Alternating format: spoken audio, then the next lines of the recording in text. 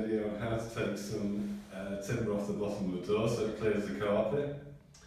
And we first of all put the door on the carpet and support it with a screwdriver so we know it just clears the door by carpet by 1 millimetre. 10th metre. We had to cut, we knew we'd have to cut off a centimetre for the door to clear the carpet by 1 millimetre. So it's the first time using circular saw, I could kill myself. But here goes.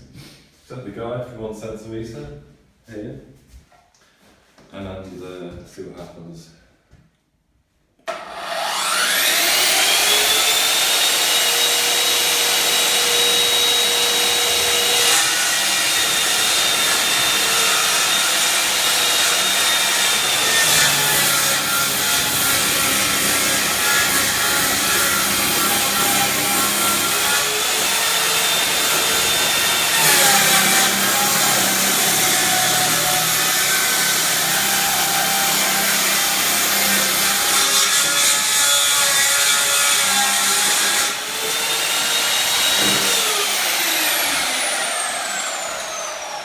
Perfect cut.